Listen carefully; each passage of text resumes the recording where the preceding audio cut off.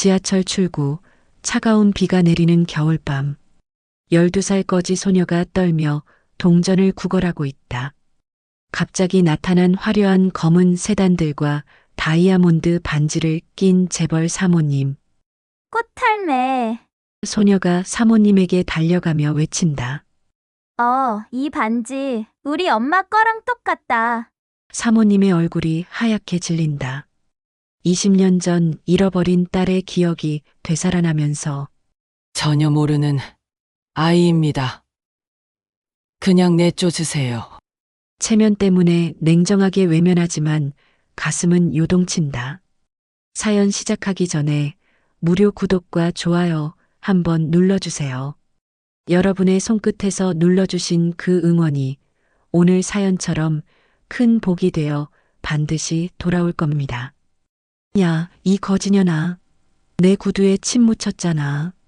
정장을 빼입은 중년 남자가 지하철 출구 구석에 웅크린 소녀를 발로 찼습니다. 수지는 비명도 지르지 못한 채 벽에 등을 부딪혔어요. 12살 아이의 앙상한 몸이 콘크리트 바닥에 나뒹굴었습니다. 아저씨, 죄송해요. 저는 그냥 닥쳐. 내가 여기 앉아 있으니까 우리 같은 사람들이 지나다니기 더럽잖아. 남자는 침까지 뱉으며 지나갔습니다. 수진의 얼굴에 흙과 말라버린 눈물 자국이 덧칠되었어요. 며칠째 씻지 못한 몸에서 나는 냄새가 자신도 역겨웠지만 갈 곳이 없었습니다. 겨울 서울의 매서운 바람이 지하철 출구를 휘몰아쳤습니다. 수지는 낡은 카디건으로 몸을 감쌌지만 추위를 막기엔 역부족이었어요. 옷은 여기저기 구멍이 뚫리고 색이 바래서 원래 무슨 색이었는지도 알 수 없을 정도였습니다. 하지만 그 모든 초라함 속에서도 수진의 눈빛만은 또렷하고 맑았어요.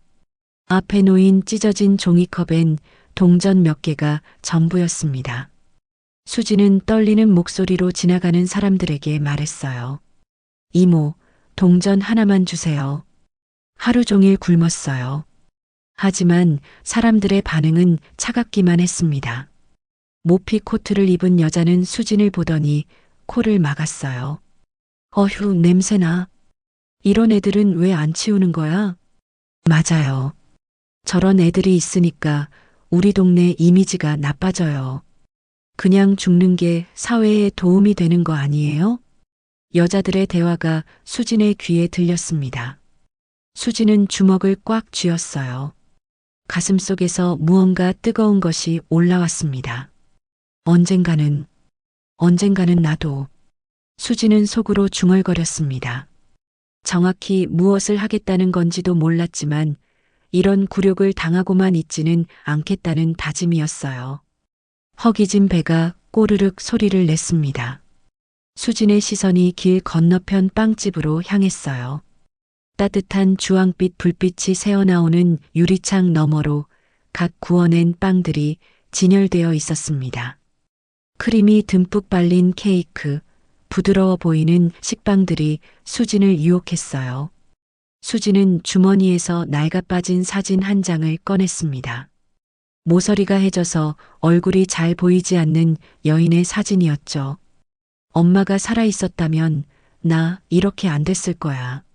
엄마가 말씀하신 그 예쁜 반지, 그거 팔았으면 이런 굴욕은 안 당했을 텐데. 수지는 어머니가 마지막까지 끼고 있던 반지를 기억했습니다. 작지만 아름답게 빛나던 그 반지를 어머니는 절대 빼지 않았었어요. 심지어 병원에서 마지막 숨을 거둘 때까지도 말입니다. 그때였습니다. 멀리서 검은 세단들이 줄지어 서기 시작했어요. 한 대, 두 대, 세 대. 모두 번호판까지 반짝반짝 빛나는 고급 차들이었습니다. 경호원들이 먼저 내려 주변을 둘러봤고 그제야 차에서 사람들이 내리기 시작했어요. 말끔한 정장을 입은 남자들, 모피 코트를 걸친 여자들. 방금 전까지 수진을 괴롭히던 사람들과는 차원이 다른 화려함이었습니다.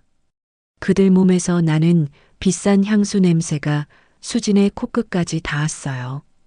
그 사람들의 중심에 한 여인이 서 있었습니다. 머리는 단정하게 올린 채 하얀 진주 목걸이를 걸고 있었죠. 나이는 60 중반쯤 되어 보였지만 몸가짐과 표정에서 범상치 않은 품위가 느껴졌습니다. 강은주였어요. 은주의 손에는 다이아몬드가 박힌 반지가 끼워져 있었습니다. 호텔 입구의 조명을 받아 반지가 환하게 빛났죠. 그 순간 수진의 심장이 멎을 뻔했습니다. 저 반지. 수진은 믿을 수 없다는 표정으로 은주를 바라봤습니다. 엄마가 끼던 반지와 똑같았어요. 아니, 똑같은 정도가 아니라 완전히 동일했습니다. 하지만 더 충격적인 건 그 다음이었어요. 은주가 고개를 돌렸을 때 수진은 또 다른 기시감을 느꼈습니다. 이상해. 저 할머니 얼굴도 어디서 본 것 같은데? 수진은 손에 든 엄마 사진을 다시 들여다봤습니다. 흐릿한 사진 속 어머니의 눈썹과 은주의 눈썹이 묘하게 비슷했어요. 코의 모양도 입술의 선도 어딘가 닮아 있었습니다. 설마, 그럴 리가. 수진의 머릿속이 복잡해졌습니다. 우연이라고 하기에는 너무 많은 공통점이 있었어요. 그때 은주 옆에서 한 여자가 나타났습니다. 40대 정도로 보이는 날카로운 인상의 여자였어요. 장미경이었습니다. 그녀는 주변을 살피다가 구석에 앉아 있는 수진을 발견했어요. 장미경의 얼굴에 불쾌한 표정이 스쳤습니다. 마치 더러운 것을 본 듯한 혐오감이었죠.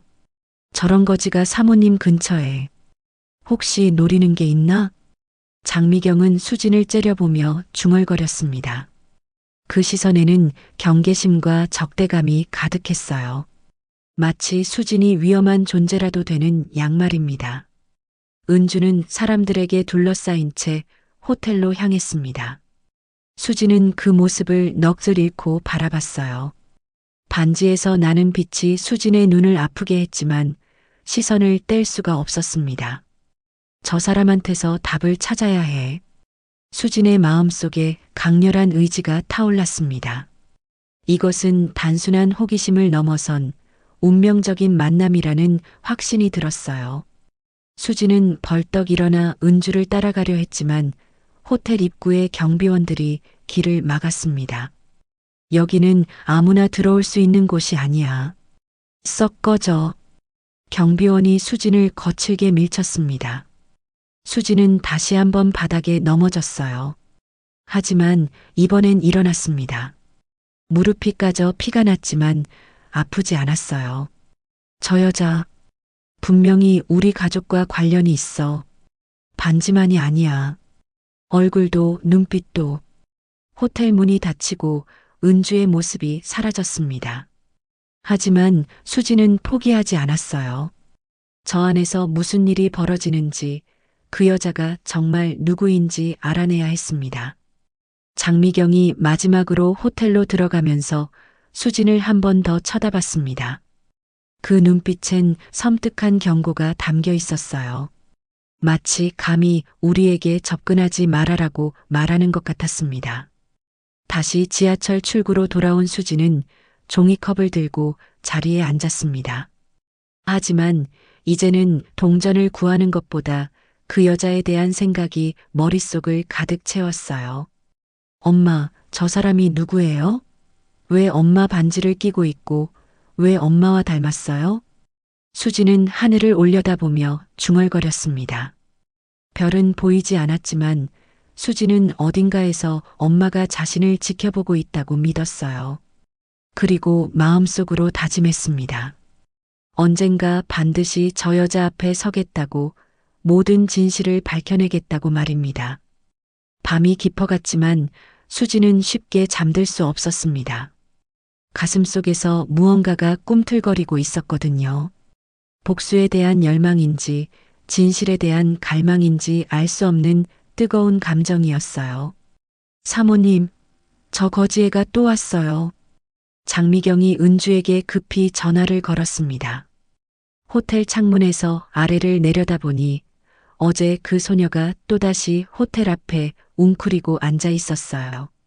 하루 종일 그 자리를 지키고 있었습니다. 벌써 세 번째예요. 경비원들이 쫓아내도 계속 돌아와요. 장미경의 목소리에는 짜증과 불안이 섞여 있었습니다. 뭔가 불길한 예감이 들었거든요. 은주는 창밖을 내려다봤습니다. 추위에 떨며 자신을 기다리는 소녀의 모습이 보였어요. 왜인지 가슴 한구석이 아렸습니다. 오후 3시 자선 행사가 시작됐습니다. K그룹 산하 자선재단의 기금 전달식이었죠.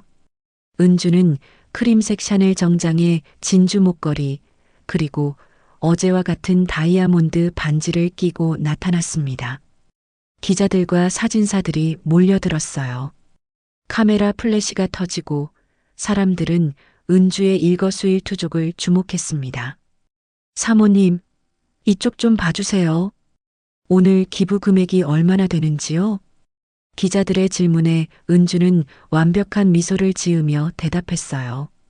아이들을 위한 일이라면 언제든 기꺼이 하겠습니다.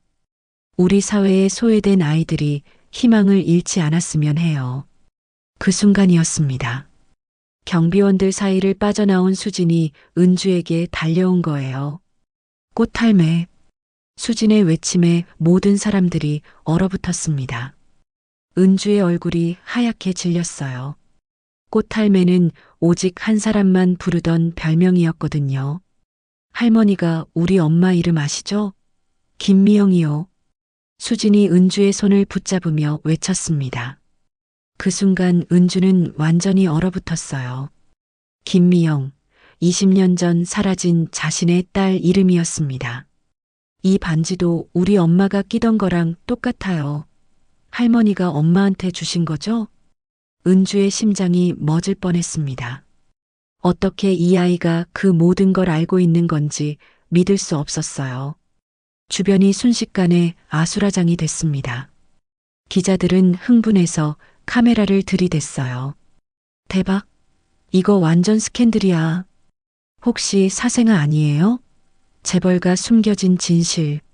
사모님과 거지 소녀의 충격적 연결고리.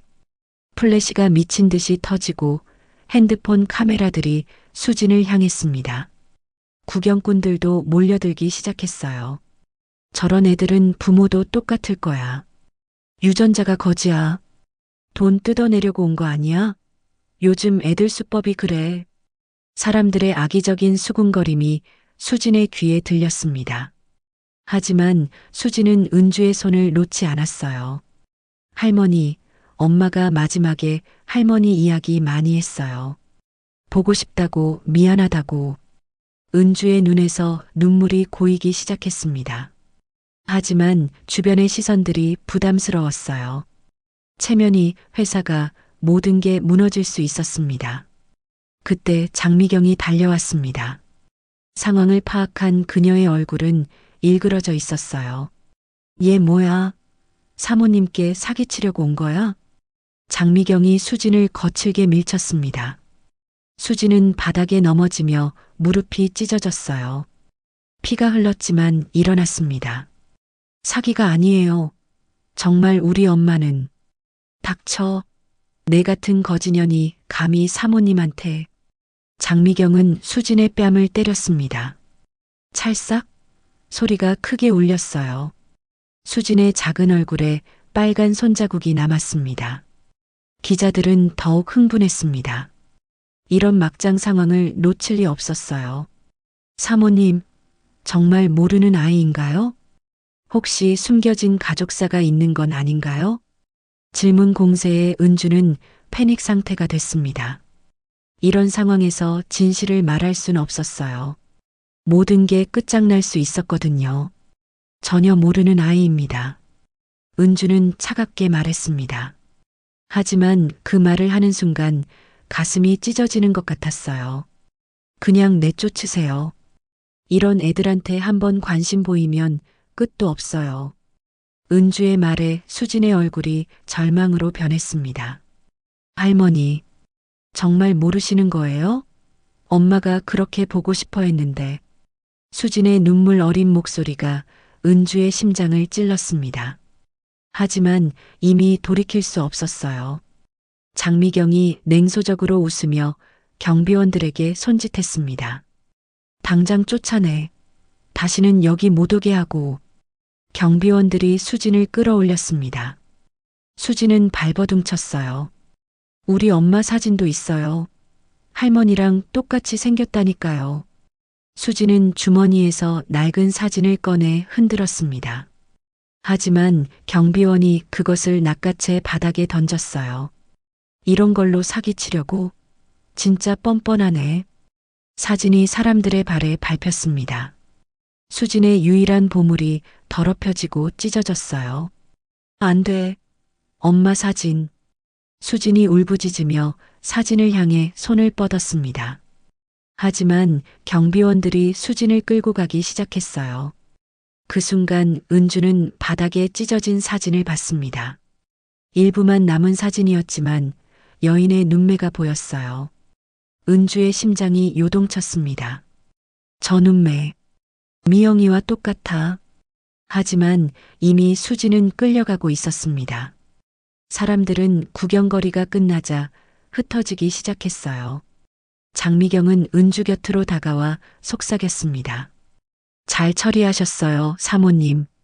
저런 애들은 한번 봐주면 영영 달라붙거든요. 은주는 대답하지 못했습니다. 수진의 마지막 눈빛이 계속 머릿속을 맴돌았거든요. 차에 오른 후 장미경은 누군가에게 전화를 걸었습니다. 그 애 좀 처리해 주세요. 영영 나타나지 못하게. 사모님한테 방해되면 안 되거든요. 은주는 그 말을 들었지만 말리지 못했습니다. 너무 충격적인 하루였어요. 집에 돌아온 은주는 서재로 향했습니다. 깊숙한 곳에 숨겨둔 상자를 꺼냈어요. 20년 전 일기장이 들어 있었습니다. 미영이가 정말 살아있었다면, 그럼 저 아이는? 은주는 떨리는 손으로 일기장을 펼쳤습니다. 그 안에는 잃어버린 딸에 대한 그리움과 후회가 빼곡히 적혀 있었어요. 한편 수지는 찢어진 사진을 주워 가슴에 안고 눈물을 흘렸습니다. 하지만 포기하지 않았어요. 언젠가 할머니 앞에서 진실을 증명해 보일 거예요. 그때는 절대 외면 못하게. 수지는 호텔을 올려다보며 다짐했습니다. 그리고 핸드폰으로 호텔과 은주의 모습을 찍어뒀어요. 기다리세요, 할머니. 제가 정말 누군지 알게 될 테니까. 그 밤 은주는 일기장을 읽으며 잠 못 이뤘습니다. 그리고 수지는 차가운 길거리에서 복수를 다짐했어요. 둘 다 알지 못했습니다. 이것이 시작일 뿐이라는 것을 말이에요. 사모님이 그 거지애를 찾고 계신다고요? 장미경은 믿을 수 없다는 표정으로 은주를 바라봤습니다. 밤새 일기장을 읽은 은주의 얼굴은 헬쑥했어요. 눈가엔 눈물을 흘린 흔적이 남아 있었습니다. 조용히 찾아서 데려와. 아무도 모르게. 은주의 목소리는 떨리고 있었습니다. 어젯밤 일기를 읽으며 확신했어요. 그 아이가 보여준 모든 증거들이 우연일 리 없다는 걸 말입니다. 장미경의 얼굴이 일그러졌습니다. 20년간 쌓아온 계획이 무너지고 있었어요. 사모님, 정신 차리세요. 저 애 때문에 회사까지 망칠 거예요? 장미경이 소리쳤습니다. 평소의 공손한 모습은 온데간데 없었어요. 미경아, 내가 왜 그래? 은주가 당황했습니다. 20년간 자신을 보필해온 장미경의 이런 모습은 처음 봤거든요. 20년간 이 집 재산 관리한 게 누군지 아세요? 갑자기 나타난 애한테 다 뺏길 순 없어요. 장미경의 진짜 속마음이 터져 나왔습니다. 탐욕과 질투로 일그러진 얼굴이 추악했어요. 뭐라고? 은주는 충격을 받았습니다.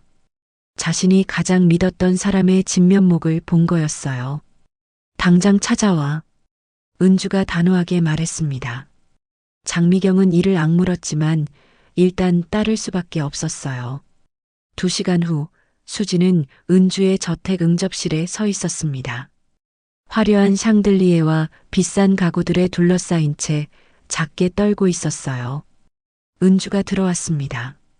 어제와는 달리 화장기 없는 맨얼굴이었지만 오히려 더 인자해 보였어요. 앉아. 무서워하지 마. 은주는 수진 맞은편에 앉으며 따뜻하게 말했습니다. 내 이름이 뭐니? 수진이요. 이수진. 엄마 이름은? 김미영이요. 은주의 손이 떨렸습니다. 20년 전 사라진 딸의 이름이 분명했어요. 엄마가 할머니 이야기 많이 했어요. 할머니 생일이 5월 3일이라는 것도 알아요. 은주의 눈이 커졌습니다. 자신의 생일을 아는 사람은 극소수뿐이었거든요. 그리고 할머니가 어릴 때 기르던 강아지 이름이 복실이라는 것도. 이번엔 은주가 완전히 놀랐습니다. 복실이는 자신이 미영이에게만 얘기했던 비밀이었어요. 수지는 주머니에서 찢어진 사진을 꺼냈습니다. 이것도 우리 엄마예요. 은주는 떨리는 손으로 사진을 받아들였습니다. 흐릿했지만 사진 속 여인을 알아볼 수 있었어요. 미영아. 은주의 입에서 작은 소리가 새어나왔습니다. 눈물이 흘러내렸어요. 그럼 넌 내 손녀구나. 은주가 수진의 손을 잡았습니다. 20년간 마음속에 있던 공허함이 채워지는 것 같았어요. 할머니. 수진도 눈물을 흘렸습니다. 오랫동안 꿈꿨던 순간이었어요. 그때 장미경이 문을 벌컥 열고 들어왔습니다. 은주와 수진이 손을 잡고 있는 모습을 본 그녀의 얼굴이 악마처럼 일그러졌어요. 사모님, 뭘 하고 계시는 겁니까? 미경아, 이 아이가 미영이의 딸이야. 설마요. 그럴 리 없어요. 장미경은 연기하듯 놀란 표정을 지었습니다. 하지만 속으론 다른 계획을 세우고 있었어요. 이런 거지아이 말을 어떻게 믿으시려고요? 저런 애들은 돈을 위해서라면 무슨 거짓말이든 해요. 조작이 아니에요. 수진이 소리쳤습니다. 장미경의 차가운 시선이 무서웠지만 물러설 수 없었어요. 장미경은 마지막 카드를 써야 했습니다. 그렇다면 유전자 검사를 받아보시죠. 그게 확실한 방법이에요. 좋은 생각이야. 은주가 동의했습니다. 장미경은 내심 안도했어요. 검사 결과를 조작할 계획이 있었거든요. 하지만 그 전에 이 아이를 어디에 둘 건가요? 언론에 알려지면 큰일이에요. 제가 아는 조용한 곳이 있어요. 거기서 잠시 지내게 하죠. 장미경의 제안에 은주는 망설였습니다. 하지만 다른 대안이 없었어요. 알았어. 하지만 잘 보살펴줘. 물론이죠. 장미경은 속으로 냉소적으로 웃었습니다. 수진을 자신의 통제하에 둘 수 있게 됐거든요. 은주와 작별 인사를 나눈 후 수진은 장미경을 따라 나섰습니다. 차에 타자마자 장미경의 태도가 180도 바뀌었어요. 불쌍한 척하는 것도 이제 끝이야. 장미경의 차가운 목소리에 수진은 소스라쳤습니다. 뭔 소리예요? 너 같은 거지년이 감히 우리 집 재산을 노린다고? 장미경은 백미러로 수진을 째려보며 도끼 어린 목소리로 말했습니다. 이 세상에 태어나지 말았어야 할 아이야. 수진은 공포에 떨기 시작했습니다. 차는 시내에서 점점 멀어져 외진 곳으로 향하고 있었어요. 장미경은 누군가에게 전화를 걸었습니다. 20년 전처럼 이번에도 사고로 처리하면 돼. 수진의 얼굴이 하얗게 질렸습니다. 20년 전이라면 엄마가 죽은 때였어요. 설마 우리 엄마도? 그래. 내 엄마도 내가 처리했어. 사모님을 꼬드겨서 재산을 빼돌리려 했거든. 장미경의 고백에 수지는 온몸이 떨렸습니다. 어미 딸이 함께 묻히는 게 좋겠어. 같은 장소에서 말이야. 장미경의 섬뜩한 말에 수지는 절규했습니다. 아니에요. 할머니한테 돌아가고 싶어요. 늦었어. 이미 유전자 검사도 조작해놨거든. 넌 가짜로 판명 날 거야. 차는 산속 외딴 창고 앞에 멈췄습니다. 20년 전 미영이 죽은 바로 그 장소였어요. 한편 은주는 집에서 불안한 마음을 달래지 못하고 있었습니다. 미경이한테 맡겨도 될까? 갑자기 장미경의 이상한 반응들이 떠올랐어요. 20년간 자신 옆에 있으면서 보여준 과도한 관심과 통제욕이 말입니다. 설마. 은주는 급히 장미경에게 전화를 걸었지만 받지 않았어요. 불길한 예감이 들었습니다. 창고 안에서 수지는 결박당한 채 눈물을 흘리고 있었습니다. 엄마, 미안해요. 할머니도 찾았는데. 하지만 포기하지 않았어요. 엄마의 복수를 위해서라도 살아야 했거든요. 장미경은 창고 밖에서 전화 통화를 하고 있었습니다. 내일 아침에 사고 현장을 발견하게 해. 언론에는 가출 소녀의 안타까운 사고라고 발표하고 수지는 가까스로 결박을 풀고 탈출을 시도했습니다. 할머니에게 돌아가서 모든 진실을 말해야 했어요. 반드시 살아남겠어. 엄마와 할머니를 위해서라도 도와주세요. 누구든지 도와주세요. 수지는 창고 문을 필사적으로 두드렸습니다. 하지만 산속 외진 곳이라 아무도 들을 수 없었어요. 손가락 끝이 피나도록 문을 긁었지만 소용없었습니다. 창고 밖에서 장미경의 목소리가 들려왔어요. 내일 새벽에 처리하면 돼. 20년 전 그 여자처럼 사고사로 만들어. 수지는 온몸이 떨렸습니다. 엄마를 죽인 진짜 범인이 장미경이었다니 믿을 수 없었어요. 엄마 미안해요. 복수도 못 해드리고. 그때 창고 뒤쪽에서 작은 창문을 발견했습니다. 녹슨 쇠창살이 있었지만 수진의 작은 몸이라면 빠져나갈 수 있을 것 같았어요. 반드시 살아남아야 해. 할머니한테 진실을 말해야 해. 한편 은주는 집에서 초조하게 장미경을 기다리고 있었습니다. 몇 번을 전화해도 받지 않았어요. 불안한 마음에 은주는 장미경의 방을 들어가 봤습니다. 서랍을 열어보니 충격적인 것들이 나왔어요. 회사 계좌에서 빼돌린 돈의 증거, 그리고 20년 전 미영이의 사진들이 가득했습니다. 이게 뭐지? 사진들을 자세히 보니 미영이를 몰래 찍은 스토킹 사진들이었어요. 그리고 마지막에는 교통사고 현장 사진까지 있었습니다. 일기장도 있었어요. 장미경이 쓴 일기였습니다. 미영이만 없으면 사모님은 나만 의지하게 될 텐데. 그 여자가 계속 사모님을 꼬드겨서 재산을 빼돌리려고 한다. 용서할 수 없어.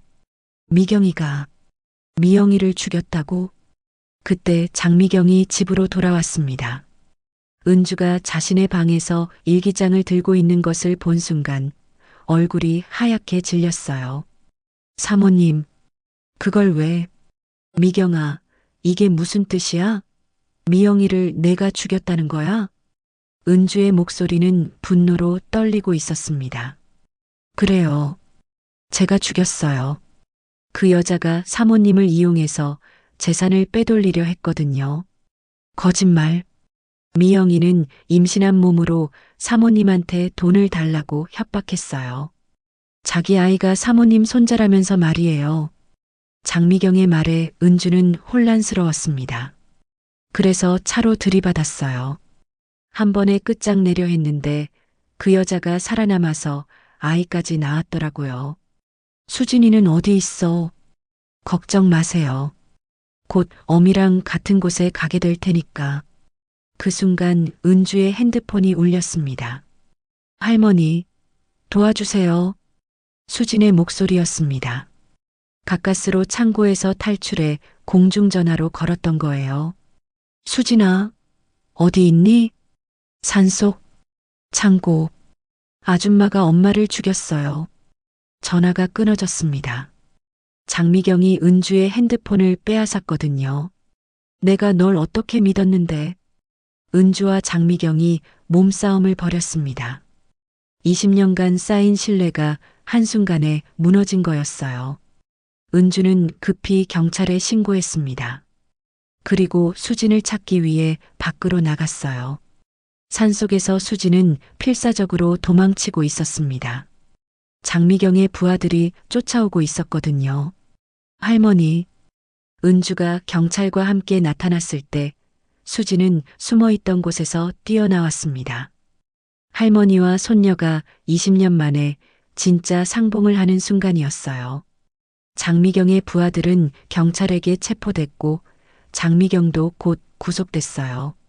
하지만 장미경은 체포되면서 마지막 독화살을 날렸습니다. 사모님, 미영이에게는 또 다른 비밀이 있어요. 그날 병원에서 쌍둥이가 태어났다고요. 은주의 얼굴이 하얗게 질렸습니다. 쌍둥이라고? 한 명은 죽었다고 했는데 사실은 살아있었어요. 제가 따로 키웠거든요. 장미경의 말에 은주는 충격을 받았습니다. 수진 외에 또 다른 손녀가 있다는 얘기였거든요. 그때 멀리서 한 여성이 다가왔습니다. 40대 정도로 보이는 세련되게 차려입은 여자였어요. 어머니, 여자는 은주를 그렇게 불렀습니다. 은주는 깜짝 놀랐어요. 당신은 누구세요? 저는 김미영의 진짜 딸이에요. 그리고 어머니의 진짜 손녀고요. 여자는 수진과 똑같은 반지를 끼고 있었습니다. 그리고 미영이와 똑같은 눈매를 하고 있었어요. 20년 전 그날 살아남은 건 저예요. 장미경 아줌마가 저를 데려가서 키웠거든요. 은주는 혼란에 빠졌습니다. 누가 진짜고 누가 가짜인지 알 수 없었어요. 수진이는 가짜예요. 제가 증거를 가지고 있어요. 여자는 출생증명서와 병원 기록을 내밀었습니다. 모든 서류가 완벽했어요. DNA 검사를 해보세요. 수진이가 가짜라는 게 증명될 거예요. 수진은 무서워서 떨었습니다. 갑자기 나타난 이 여자가 누구인지, 왜 자신을 가짜라고 하는지 이해할 수 없었어요. 할머니, 저 정말 할머니 손녀예요. 증명해봐.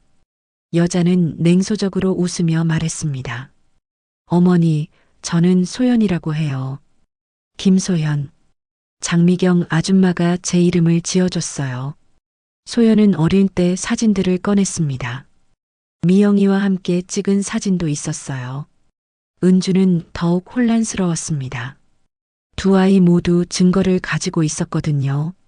일단 집에 가서 차근차근 확인해 보자. 하지만 소연은 다른 계획이 있었습니다. 밤이 되자 그녀는 누군가에게 전화를 걸었어요. 가짜를 제거하는 건 쉬워. 수진이를 정신병원에 가둬버리면 돼. 미친 아이가 헛소리한다고 하면서 말이야. 소연은 장미경보다 더 치밀하고 잔인했습니다. 20년간 복수를 계획해왔거든요. 진짜 김미영의 딸은 나야. 수진이 같은 거지는 이 세상에 존재할 자격이 없어. 그녀는 병원 서류를 조작하고 DNA 검사 결과도 미리 준비해뒀어요. 모든 것이 완벽한 계획이었습니다. 한편 수진은 잠을 이루지 못했습니다. 새로 나타난 소연이 너무 무서웠거든요. 할머니는 저를 믿어주실까? 하지만 은주도 혼란스럽기는 마찬가지였어요. 20년 만에 나타난 두 명의 손녀. 누가 진짜일까요? 소연은 창밖을 바라보며 미소를 지었습니다. 내일부터 진짜 게임이 시작이야. 수진아, 내가 이길 수 있을 것 같니? 새로운 악녀의 등장으로 수진의 시련은 이제 시작이었습니다. DNA 검사 결과가 나왔습니다. 병원 의사의 차가운 목소리가 응접실에 울려 퍼졌습니다. 은주, 수진, 소연이 긴장한 채 결과를 기다리고 있었어요. 김소연 양과 강은주 사모님은 99.9% 일치합니다. 의사의 말에 소연은 만족스러운 미소를 지었습니다. 하지만 수진은 온몸이 떨렸어요. 그럼 수진이는? 은주가 떨리는 목소리로 물었습니다. 이수진 양은 일치율이 0%입니다. 혈연 관계가 아닙니다. 수진의 세상이 무너졌습니다. 아니에요. 잘못된 거예요. 검사는 2번 했습니다. 확실합니다. 소연이 은주에게 다가가며 승리의 미소를 지었어요. 어머니, 이제 믿으시죠? 제가 진짜 손녀예요. 그때 소연이 결정적 증거를 꺼냈습니다.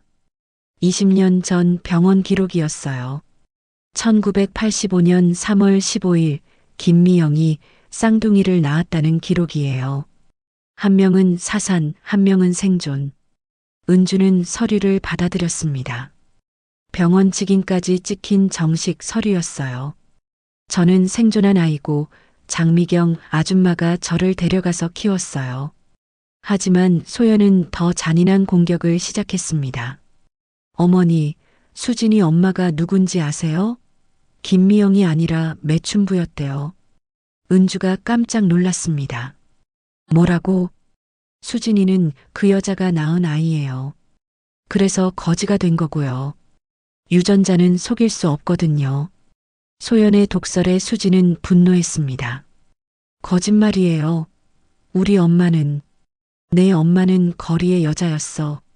그래서 너도 거지가 된 거야.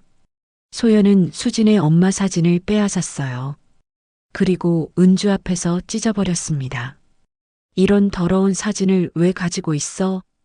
사진이 산산조각 났습니다. 수진의 유일한 보물이 파괴되는 순간이었어요. 안 돼. 수진이 울부짖으며 사진 조각들을 주었습니다. 내 엄마도 이렇게 쫓겨났겠지? 거지는 거지답게 살아야 해. 소연의 잔혹한 말에 은주조차 놀랐습니다. 소연아, 그렇게까지. 어머니, 이런 사기꾼한테 동정심 가지시면 안 돼요. 저런 애들은 한번 봐주면 끝도 없어요. 은주는 망설였습니다. 하지만 DNA 검사 결과는 명확했어요. 수진아, 당장 나가. 은주의 차가운 명령에 수진은 절망했습니다. 할머니, 제발, 나가라고. 더 이상 할머니라고 부르지 마. 수진은 찢어진 사진 조각들을 품에 안고 집을 나섰습니다. 뒤에서 소연의 냉소적인 웃음소리가 들렸어요. 불쌍한 거지녀나. 꿈도 크네.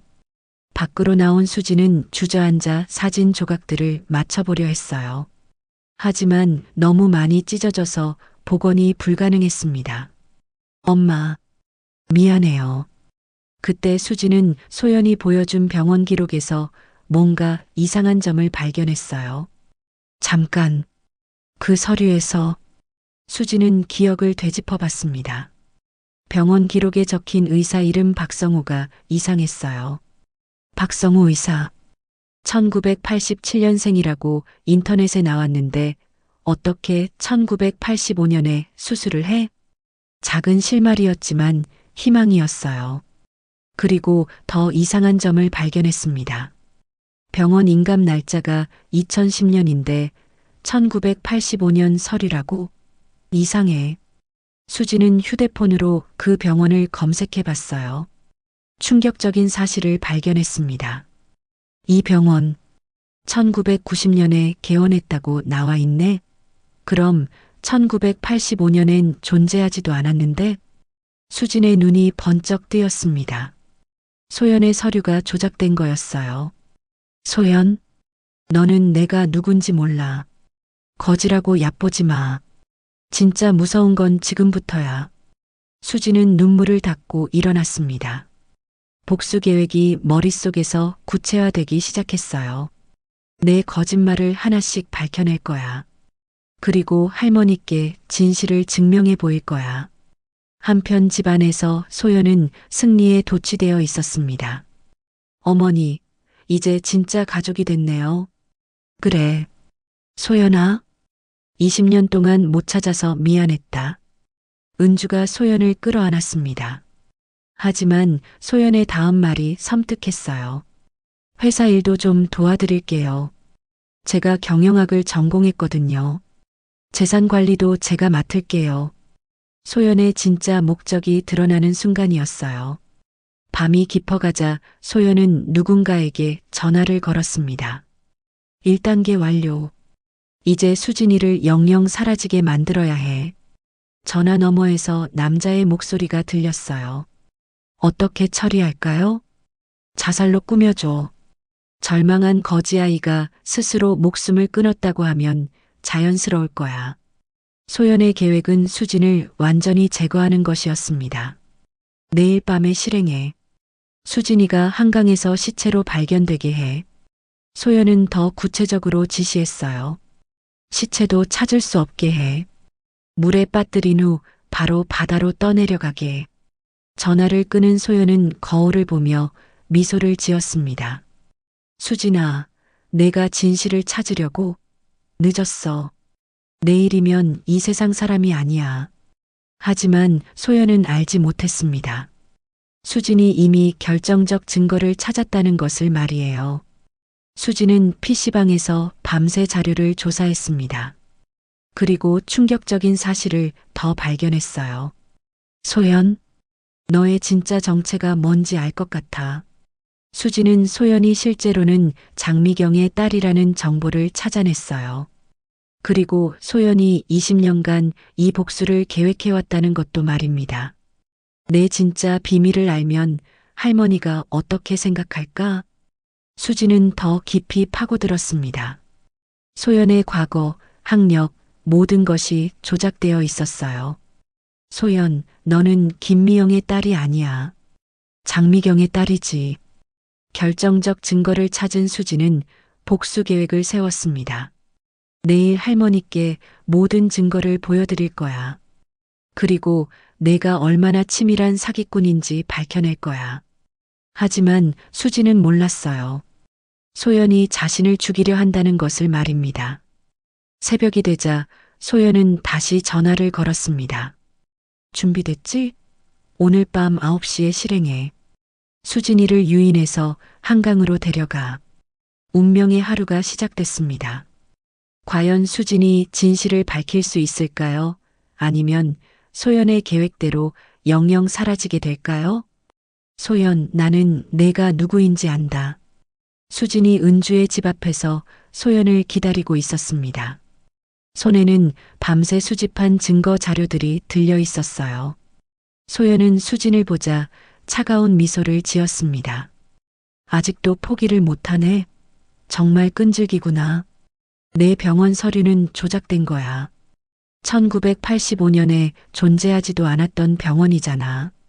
수진이 증거를 내밀었을 때 소연은 당황하지 않았어요. 오히려 박수를 쳤습니다. 대단해. 그것까지 찾아냈구나. 하지만 늦었어.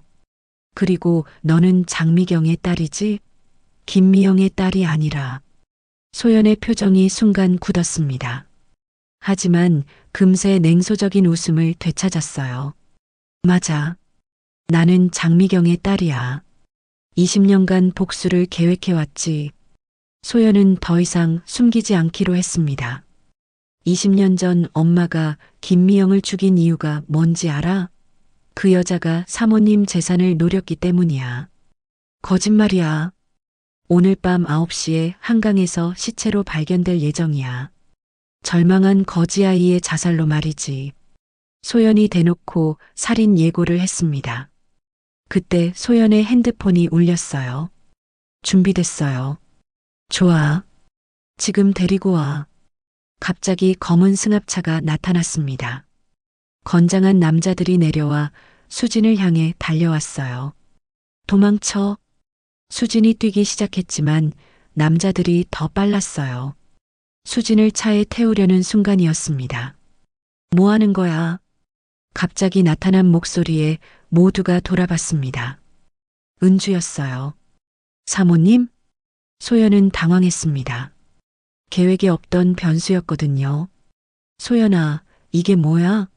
왜 수진이를? 어머니, 수진이가 저희를 괴롭히고 있어서. 거짓말이에요. 할머니, 소연이가 저를 죽이려 해요. 수진이 필사적으로 외쳤습니다. 할머니, 이것 좀 보세요. 소연이 병원 서류가 가짜예요. 은주가 서류를 받아든 순간 소연은 결단을 내렸습니다. 그냥 둘 다 처리해. 소연이 남자들에게 소리쳤습니다. 은주까지 제거하려는 거였어요. 뭐? 은주는 경악했습니다. 어머니, 죄송해요.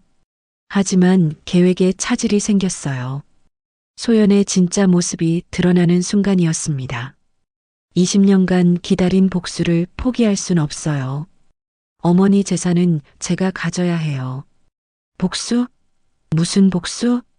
장미경이 제 친엄마예요.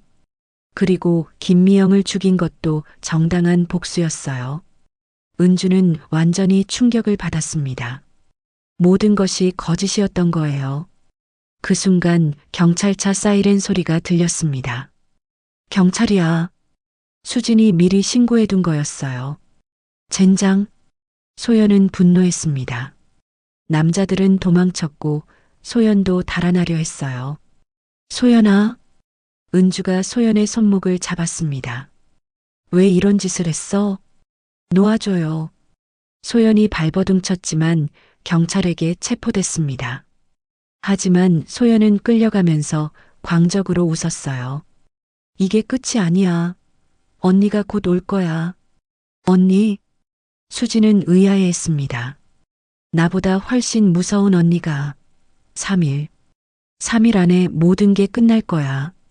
소연의 절망적인 외침이 섬뜩했어요. 언니가 와서 너희 모두 지옥으로 보낼 거야. 나는 실패했지만 언니는 절대 실패하지 않아. 사건이 정리된 후 은주와 수지는 조용히 앉아 있었어요. 수진아, 미안하다. 할머니가 너를 의심해서. 괜찮아요, 할머니. 하지만 아직 문제가 남아 있었습니다. DNA 검사 결과는 여전히 수진이 은주의 손녀가 아니라고 나왔거든요. 그럼 넌 정말 누구야?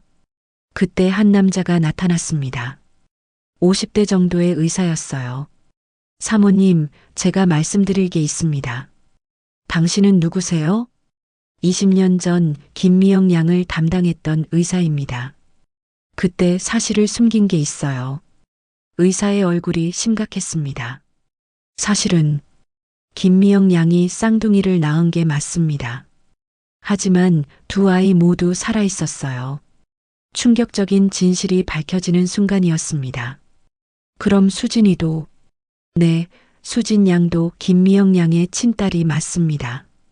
의사는 계속해서 더 충격적인 말을 했어요. 그런데 문제는 또 다른 딸이 있다는 겁니다. 쌍둥이 자매가요? 네. 하지만 그 아이는 소연보다 훨씬 위험합니다. 의사의 목소리가 떨렸어요. 20년간 해외에서 자랐는데 정신적으로 매우 불안정해요. 복수심에 불타며 살아왔거든요. 은주와 수지는 소스라쳤습니다. 그 아이는 의학을 전공했어요. 완전 범죄를 계획할 수 있는 지식과 기술이 있습니다. 설마. 그리고 수진과 똑같이 생겼지만 성격은 정반대예요. 냉혹하고 잔인하죠. 의사는 더욱 심각한 표정으로 경고했습니다. 소연과 달리 직접적으로 행동합니다. 벌써 당신들 주변에 나타났을지도 모르겠어요. 그 순간 은주의 핸드폰에 문자가 왔습니다. 언니를 잡아간 값을 치르게 해줄게. 발신자는 익명이었어요. 이미 와 있는 거야? 수진이 떨리는 목소리로 말했습니다. 20년간 기다려왔으니까요. 이제 본격적인 복수가 시작될 겁니다. 의사가 음침하게 말했을 때 갑자기 정전이 됐습니다. 뭐야? 어둠 속에서 누군가의 웃음소리가 들렸어요. 소연과는 다른 더욱 차가운 웃음이었습니다. 언니, 기다렸어. 어둠 속에서 들려오는 목소리는 수진과 똑같았지만 그 속에 담긴 악의는 전혀 달랐어요. 전기가 다시 들어왔을 때 창문 밖에 수진과 똑같은 얼굴이 보이다가 사라졌습니다. 저 사람, 수지는 자신과 같은 얼굴을 한 존재를 본 충격에 말을 잇지 못했어요. 의사가 창백한 얼굴로 말했습니다. 시작됐군요. 진짜 악몽이 말입니다.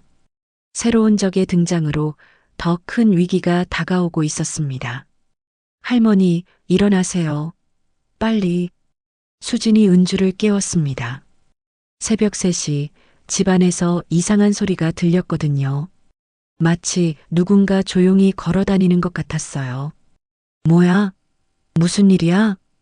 은주가 잠결에 일어났을 때 갑자기 모든 조명이 꺼졌습니다. 정전이야? 아니에요. 누군가 일부러 차단기를 내린 것 같아요. 수진의 목소리가 떨렸습니다. 어둠 속에서 발소리가 점점 가까워지고 있었어요. 언니 어디 숨었어? 익숙한 목소리가 들렸습니다. 수진의 목소리와 똑같았지만 그 속에 담긴 아기가 소름 끼쳤어요. 20년 만에 만나는 쌍둥이 언니를 이렇게 피하면 안 되지. 계단에서 천천히 내려오는 발소리가 들렸습니다. 수진은 은주의 손을 꽉 잡았어요. 누구야? 여기서 뭐 하는 거야? 은주가 소리쳤지만 대답은 차가운 웃음뿐이었어요. 저는 김수아예요. 수진이의 쌍둥이 언니죠. 어둠 속에서 나타난 여자는 정말 수진과 똑같이 생겼습니다. 하지만 눈빛이 완전히 달랐어요. 냉혹하고 잔인한 빛이 서렸습니다. 20년 전 그날 엄마가 죽을 때 나는 이미 해외로 입양 보내진 후였어. 하지만 모든 걸 알고 있었지. 수아는 손에 수술용 메스를 들고 있었습니다. 의학을 전공한 이유가 뭔지 알아? 완전 범죄를 위해서야. 어떻게 죽여야 고통스러운지, 어떻게 해야 흔적을 남기지 않는지 모두 배웠어. 복수는 핑계고 사실은 재산이 목적이지? 수진이 날카롭게 지적했습니다. 역시 똑똑하네. 맞아. 20년간 가난하게 살았는데 이제 부자가 될 차례야. 수아의 탐욕스러운 본성이 드러났습니다. 먼저 할머니부터 처리하고 그 다음 너까지 죽이면 모든 재산은 내 거야. 너는 진짜 김미영의 딸이 아니야. DNA 검사도 조작된 거고. 뭐라고? 수지는 믿을 수 없었어요. 20년 전 병원에서 죽은 건 나야. 하지만 장미경이 나를 살려서 해외로 보냈지. 그리고 너는 그냥 길에서 주운 거지일 뿐이야. 충격적인 진실이었습니다. 엄마 김미영의 진짜 딸은 나뿐이야. 너는 그냥 우연히 비슷한 시기에 태어난 고아일 뿐이지. 수아의 말에 수진은 혼란에 빠졌어요. 그때 은주가 수진을 보호하며 앞으로 나섰습니다. 설사 그게 사실이라 해도 수진이는 이제 내 가족이야. 가족? 수아가 비웃었어요. 혈연도 없는 거지를 가족이라고?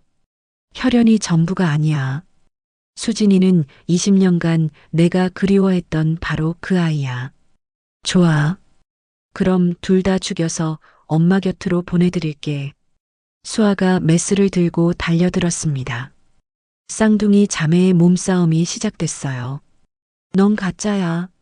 내 자리를 빼앗은 가짜. 가짜든 진짜든 상관없어. 나는 할머니를 지킬 거야. 두 사람이 몸싸움을 벌이는 동안 수아가 주사기를 꺼냈습니다. 독주사야. 이거 한 방이면 고통 없이 죽을 수 있어.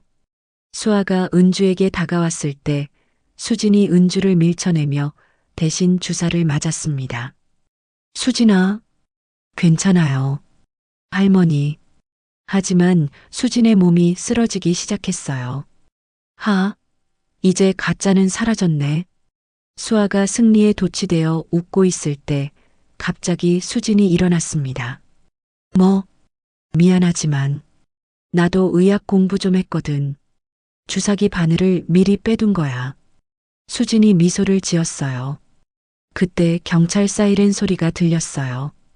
은주가 몰래 신고한 거였습니다. 젠장, 김수아, 살인미수 혐의로 체포한다. 수아가 체포되면서 마지막으로 수진을 노려봤어요. 내 배우에는 더 큰 세력이 있어. 곧 알게 될 거야. 그래도 상관없어. 진짜든 가짜든 나는 할머니와 함께 할 거야. 수진이 당당하게 대답했습니다. 은주는 수진을 꽉 안았습니다. 수진아, 고마워. 내가 나를 지켜줘서. 하지만 그때 한 남자가 나타났습니다. 깔끔한 정장을 입은 40대 변호사였어요. 수아 양은 곧 보석으로 나올 예정입니다. 뭐라고? 그리고 진짜 게임은 이제부터입니다. 변호사는 냉소적으로 웃었어요. 수진 양의 정체를 아시는군요. 사실 그 아이는 변호사가 말하려는 순간 갑자기 총성이 울렸습니다. 으악! 변호사가 쓰러졌어요. 누군가 저격한 거였습니다. 뭐야? 은주와 수진은 공포에 떨었어요. 그때 수진의 핸드폰에 문자가 왔습니다. 진실을 알려던 자는 제거했다. 수진의 정체가 밝혀지면 안 된다. 마이너스 K그룹 진짜 후계자. K그룹 진짜 후계자? 수진은 이해할 수 없었어요. 경찰들이 현장을 수습하는 동안 은주는 수진을 바라봤습니다. 수진아, 혹시 너 정말 누구니? 저도 모르겠어요. 수진도 혼란스러웠어요. 자신의 정체에 대한 의문이 더욱 커졌거든요. 그 밤 은주는 서재에서 오래된 서류를 뒤지고 있었습니다. K그룹 창립자에 대한 기록들이었어요. 설마 수진이가 정말 서류 속에서 충격적인 사실을 발견한 은주의 손이 떨렸습니다. 한편 수진은 방에서 엄마의 찢어진 사진을 보고 있었어요. 엄마, 나는 정말 누구예요? 이 모든 일이 우연일까요? 그때 창문 밖에서 누군가 수진을 지켜보고 있었습니다. 정체불명의 인물이 망원경으로 은주의 집을 관찰하고 있었어요. 드디어 찾았군. K그룹의 진짜 상속녀를. 남자는 전화를 걸었습니다. 준비하세요. 내일이면 모든 게 밝혀질 테니까. 새로운 음모가 시작되고 있었습니다. 과연 수진의 진짜 정체는 무엇일까요? 그리고 K그룹과는 어떤 관련이 있을까요? 모든 것이 8챕터에서 밝혀질 예정입니다. 수진이는 K그룹 창립자 강철구 회장의 진짜 손녀입니다. 갑자기 나타난 한 노인의 말에 은주와 수진은 얼어붙었습니다. 70대로 보이는 그 남자는 K그룹 고문 변호사 박철민이었어요. 무슨 소리예요? 은주가 믿을 수 없다는 표정으로 물었습니다. 강철구 회장님께는 숨겨진 아들이 있었습니다. 바로 수진이의 친아버지 강민호죠. 박 변호사는 오래된 서류를 꺼냈어요. 20년 전 김미영과 결혼한 강민호가 바로 그 아들이었습니다. 하지만 회장님이 반대해서 가족에서 쫓겨났죠. 수진은 온몸이 떨렸습니다. 자신이 정말 K그룹과 관련이 있다는 게 믿어지지 않았어요. 그럼 미영이는? 네, 사모님. 미영이는 K그룹 진짜 며느리였고 수진이는 진짜 상속녀입니다. 그때 또 다른 인물이 나타났습니다. 50대 중반의 위험 있는 남자였어요. 나는 강대성이다. K그룹 현재 회장이지. 강대성의 등장에 모든 사람들이 긴장했습니다. 수진이라고 했지? 내가 내 형 민호의 딸이구나. 삼촌님, 20년간 내가 어디 있는지 찾았는데 이렇게 만나게 되는구나. 하지만 강대성의 다음 말이 섬뜩했습니다. 하지만 넌 K그룹에 돌아올 수 없어. 20년간 내가 이 제국을 키웠는데 갑자기 나타난 조카 때문에 모든 걸 잃을 순 없거든. 강대성의 탐욕스러운 본성이 완전히 드러났어요. 넌 이미 죽은 존재야. 어젯밤 변호사를 죽인 것도 나야. 강대성이 손짓하자 검은 옷을 입은 남자들이 나타났어요. 대성 씨, 그렇게까지 하실 필요는 없잖아요. 은주가 앞으로 나섰을 때 강대성은 냉소적으로 웃었어요. 은주야, 너도 너무 많이 알아버렸어. 미안하지만 함께 처리해야겠다. 그때 수진이 당당하게 말했습니다. 삼촌, 저는 K그룹 따위 관심 없어요. 뭐? 저는 그냥 할머니와 함께 평범하게 살고 싶어요. 재산도 권력도 필요 없어요. 수진의 말에 강대성은 당황했어요. 거짓말하지 마. 누가 그런 걸 믿겠어? 정말이에요. 할머니가 제게 준 사랑이면 충분해요. 은주는 수진의 말에 감동받았어요. 수진아, 할머니, 저는 평생 할머니만 모시고 살 거예요. 그게 제 꿈이에요. 하지만 강대성은 믿지 않았어요. 말로는 그렇게 해도 나중에 마음 바뀌면 어떻게 해? 확실하게 처리해야 해.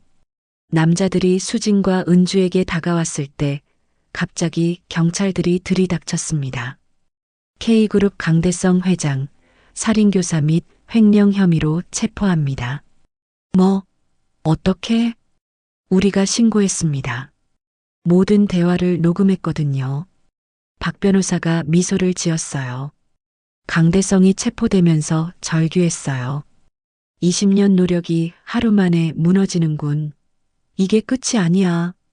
경찰에 의해 끌려가는 강대성의 모습을 보며 사람들은 통쾌함을 느꼈어요.